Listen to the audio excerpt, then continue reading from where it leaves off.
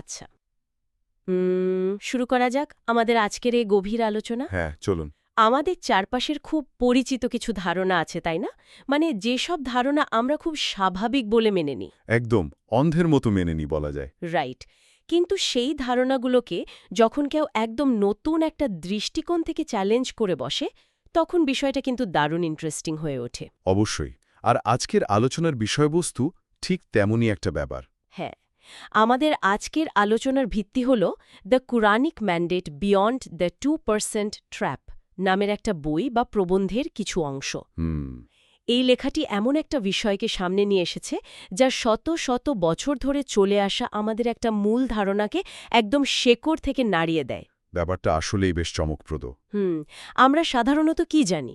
আমরা শুনে এসছি যে জাকাত মানেই হলো বছর শেষে নিজের জমানোর সম্পদের 2.5% মানে 2.5% দান করে দেওয়া। হ্যাঁ, এটাই তো কনভেনশনাল বা প্রচলিত ধারণা। কিন্তু আজকের এই সোর্স মেটেরিয়ালটি দাবি করছে যে এই 2.5%-এর ধারণাটি সম্পূর্ণ ভুল। সম্পূর্ণ ভুল বলাটা একটা বিশাল বড় ক্লেইম। আর আমাদের আজকের এই গভীর আলোচনার মূল মিশনই হল এই চমকপ্রদ দাবিগুলোকে একটু খুঁটিয়ে দেখা। চলুন বিষয়টার একটু গভীরে যাওয়া যাক। তবে একদম শুরুতেই একটা বিষয় খুব স্পষ্টভাবে পরিষ্কার করে নেওয়া ভালো। হ্যাঁ, অবশ্যই। এই যে প্রচলিত ধারণার বাইরের একটা সম্পূর্ণ ভিন্ন মতবাদ নিয়ে আজ আমরা কথা বলছি, আমরা কিন্তু কেউই এই মতবাদের পক্ষে বা বিপক্ষে কোনো অবস্থান নিচ্ছি না। একদমই না। আমাদের আজকের উদ্দেশ্য কোনো ধর্মীয় ফতোয়া দেওয়া নয় বা কাউকে ভুল প্রমাণ করাও নয়, বরং এই বইটিতে বা প্রবন্ধে যে ধর্মীয় ও অর্থনৈতিক দৃষ্টিকোণগুলো তুলে ধরা হয়েছে সেগুলোকে আমরা সম্পূর্ণ বস্তুনিষ্ঠভাবে বিশ্লেষণ করব। রাইট। মানে আমরা যদি শুধু এই লেখকের চশমা দিয়ে দুনিয়াটাকে দেখি তাহলে দৃশ্যপটটা কেমন দাঁড়ায়, আমরা মূলত সেটাই ব্যবচ্ছেদ করে দেখব। ঠিক। তো চলুন বিষয়টা একটু খুলে বলা যাক। আজকের এই সোর্সের সবচেয়ে বিস্ময়কর এবং বলতে গেলে সবচেয়ে বোল্ড একটা দাবি হল কোরআনের কোথাও নাকি জাকাতের পরিমাণ হিসেবে এই 2.5%-এর কোনো উল্লেখই নেই। এটাই লেখকের মূল পয়েন্ট। লেখকের ভাষায় এটি মূলত মোল্লাদের তৈরি করা একটা ফাঁদ বা ট্র্যাপ। দাঁড়ান একটু ভেবে দেখুন ব্যাপারটা। হ্যাঁ, বিলিয়ন বিলিয়ন মানুষ শতাব্দীর পর শতাব্দী ধরে যে 2.5%-এর নিয়ম মেনে আসছে, এই বইয়ের মতে সেটা আসলে একটা ফাঁদ। এবং এই ফাঁদের একটা নির্দিষ্ট উদ্দেশ্যও আছে বলে বইটিতে দাবি করা হয়েছে। ঠিক। বইটিতে দাবি করা হচ্ছে এই 2.5% হিসাবের মাধ্যমে আসলে ধনীদেরকে একটা বৈধ লাইসেন্স দেওয়া হয়েছে যাতে তারা তাদের বাকি 97.5% সম্পদ নিশ্চিন্তে নিজেদের কাছে জমিয়ে রাখতে পারে। মানে সামান্য কিছু অংশ দান করে বিশাল সম্পদ কুক্ষিগত করে রাখার একটা সিস্টেম। এটা তো বিশাল বড় একটা অভিযোগ। এর পেছনে আসলে যুক্তিটা কি? অভিযোগটা আসলেই খুব শক্তিশালী।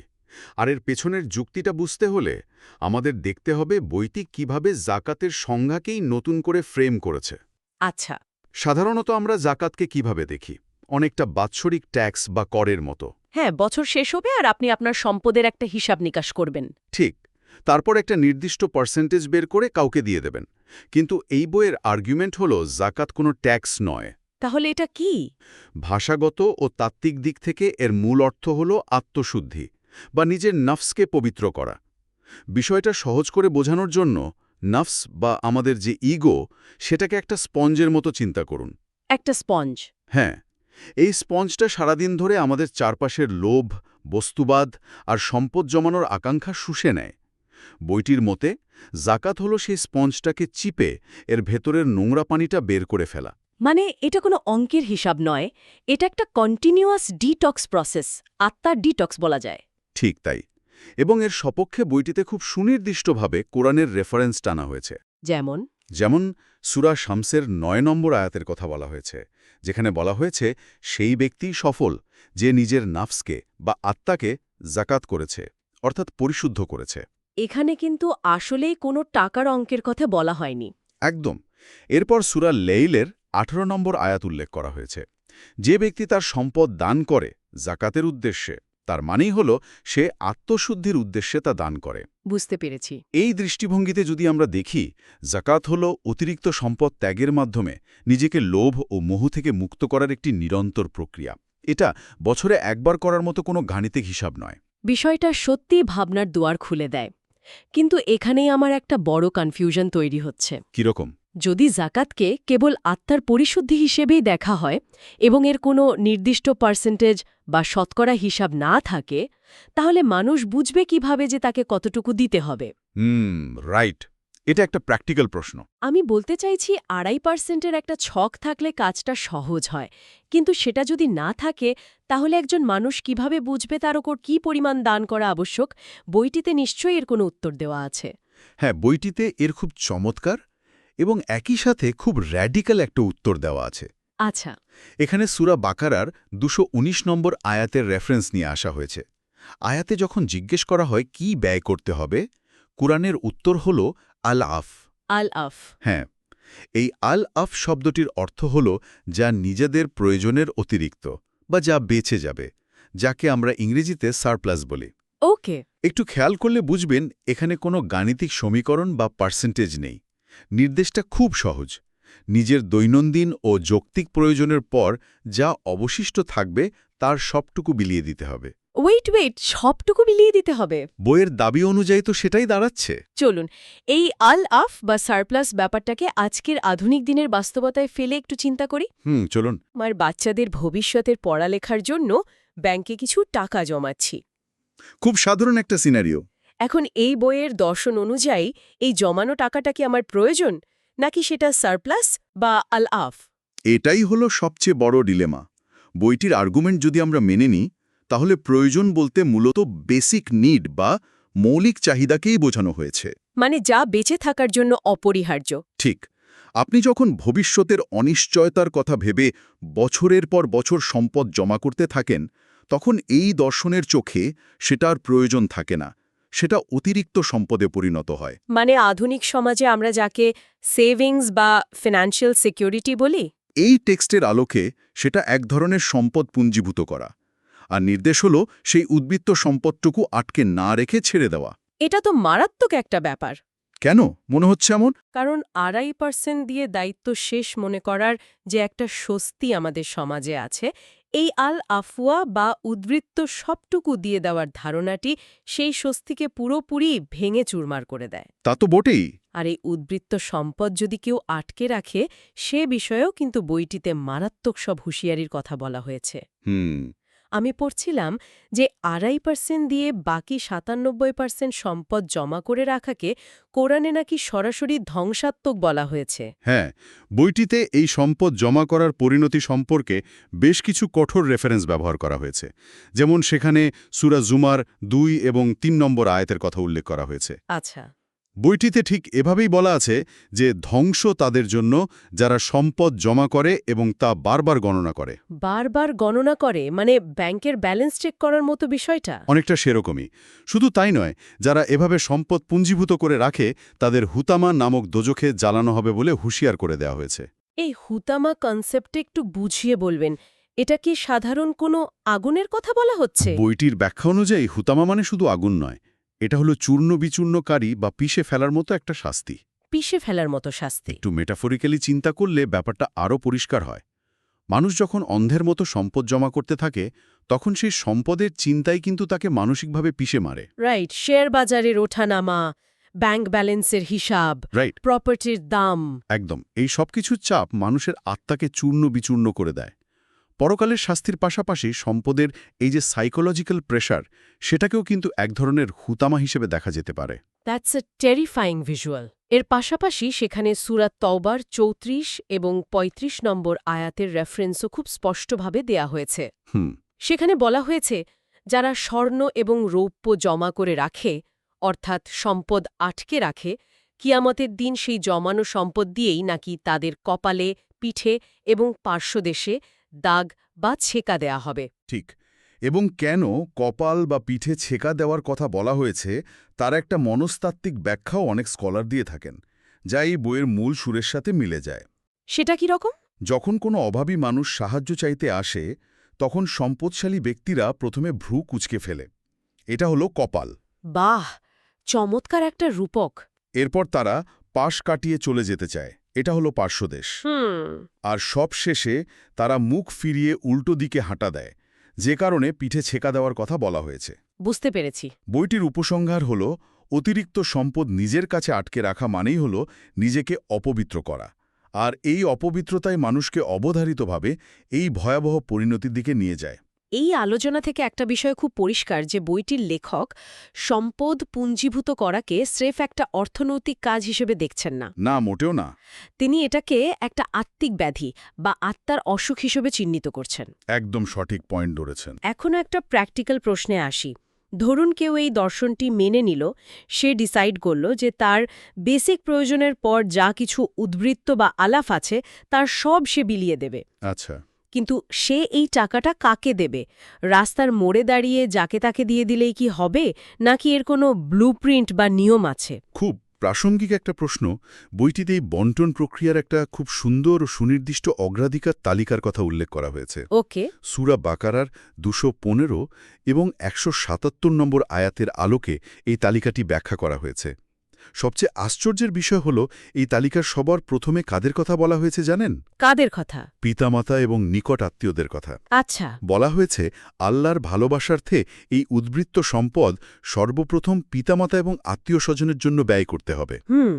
এরপর ক্রমান্বয়ে এতিম, অসহায়, মিসকিন বা অভাবী এবং মুসাফিরদের দান করতে হবে। মানে চ্যারিটি বিগিনস অ্যাট হোম। মানে নিজের ঘর থেকে শুরু করতে হবে। ঠিক তাই। আপনি বাইরের মানুষকে দেখাচ্ছেন যে আপনি অনেক দানশীল, অথচ আপনার নিজের আত্মীয় বা প্রতিবেশীরা কষ্টে আছে, এই দর্শন সেটাকে সাপোর্ট করে না। রাইট। বইটিতে জোর দিয়ে বলা হয়েছে এই নির্দিষ্ট খাতগুলোতে সম্পদ ব্যয় করার মাধ্যমেই প্রকৃত পুণ্য নিহিত রয়েছে। এখানে একটা পয়েন্টে আমি একটু থামতে চাই। জি, বলুন। আমরা সাধারণত যখন কাউকে সাহায্য করি তখন সেটাকে আমরা দান বা চ্যারিটি হিসেবে দেখি।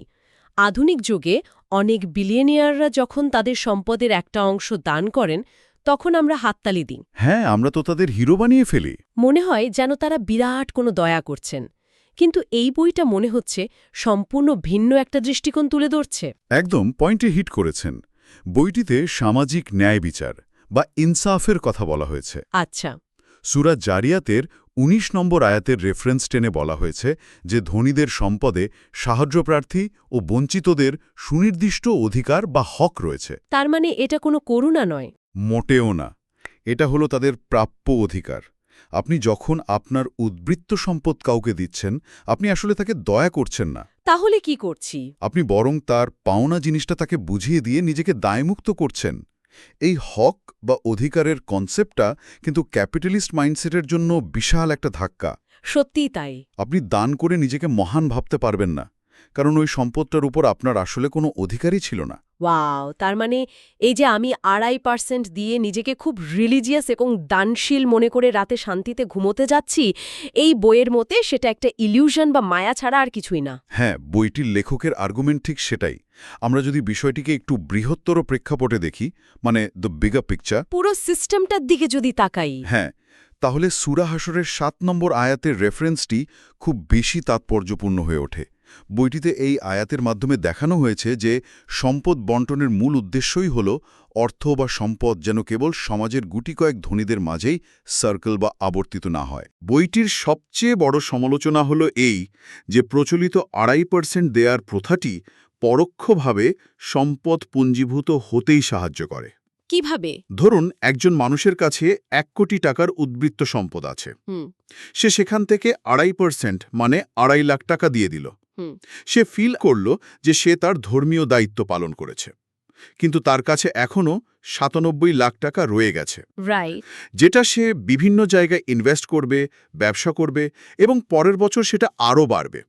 মানে সম্পদটা দিন শেষে ওই ধনীদের ইকোসিস্টেমের ভেতরেই ঘুরপাক খাচ্ছে। আর গরিবরা? গরিবরা ওই ২.৫%-এর সামান্য কিছু অংশ পেয়ে কোনো মতে বেঁচে থাকছে, কিন্তু তাদের ভাগ্যের কোনো টেকসই পরিবর্তন হচ্ছে না। বুঝতে পেরেছি। মানে লেখক বলতে চাইছেন যে এই প্রচলিত ব্যবস্থাটি আসলে সম্পদের বৈষম্য বা গ্যাপটাকে কমিয়ে আনার বদলে সেটাকে আরও শক্ত করে টিকিয়ে রাখে। হ্যাঁ, ঠিক। ধনীরা আরও ধনী হয় আর দরিদ্ররা ওই সামান্য দানের ওপর নির্ভরশীল হয়ে পড়ে। বইটির মতে এই পুরো ব্যবস্থাটি কোরআনের মূল যে সাম্যবাদী দর্শন তার সম্পূর্ণ পরিপন্থী। এই প্রচলিত প্রথাটি মানুষকে এক ধরনের আত্মতৃপ্তি দেয় বটে, কিন্তু সমাজের প্রকৃত চিত্রটা বদলায় না। কোরআনের দর্শন অনুযায়ী নিজের প্রয়োজনের অতিরিক্ত যা আছে তা অন্যের জন্য স্বেচ্ছায় ছেড়ে দেয়াই হল প্রকৃত জাকাত বা আত্মশুদ্ধি। এটা বছরে একবার করার মতো কোনো ইভেন্ট নয়। না, বরং প্রতিদিনের প্রতিক্ষণের একটা লাইফস্টাইল। আজকের এই পুরো আলোচনাটা কিন্তু আমাদের একদম গোড়া থেকে ভাবতে বাধ্য করে। এই বইয়ের প্রস্তাবনাগুলো যদি আমরা সামারাইজ করি তাহলে ব্যাপারটা কি দাঁড়ায়? জাকাত কোনো গাণিতিক বাৎসরিক প্রথা বা ট্যাক্স নয়। ঠিক, এটা একটা সামগ্রিক জীবন দর্শন। নিজের ন্যূনতম প্রয়োজনের পর যা কিছু সারপ্লাস বা উদ্বৃত্ত থাকে তা নিঃস্বার্থভাবে অন্যের জন্য ছেড়ে দেওয়াই হলো প্রকৃত আত্মশুদ্ধি। আর এটা কাউকে দয়া করা নয়, এটা সামাজিক ইনসাফ। এই দৃষ্টিভঙ্গিটি কিন্তু আমাদের দৈনন্দিন জীবনে খুব বড় একটা মনস্তাত্ত্বিক প্রভাব ফেলতে পারে। অবশ্যই পারে, কারণ এটি আমাদের বাধ্য করে একটা খুব কঠিন প্রশ্নের মুখোমুখি হতে। প্রশ্নটা কি?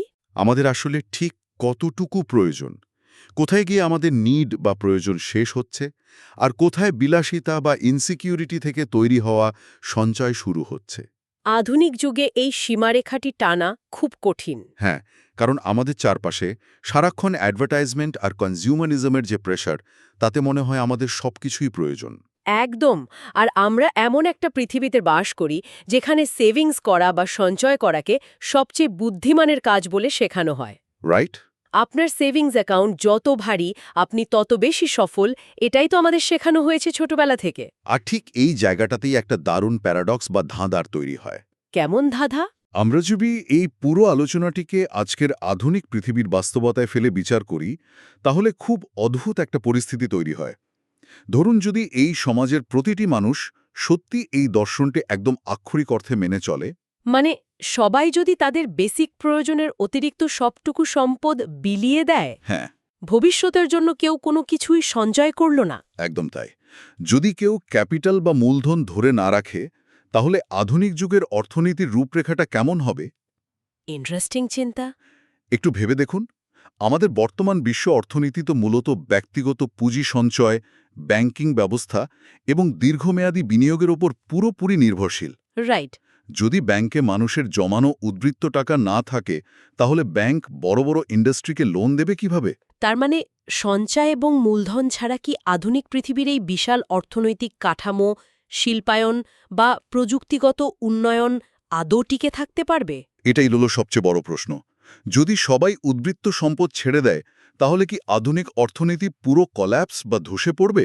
নাকি সেটা এমন এক নতুন ধরনের অর্থনৈতিক কাঠামোতে রূপ নেবে যা আমরা এই মুহূর্তে কল্পনাও করতে পারছি না?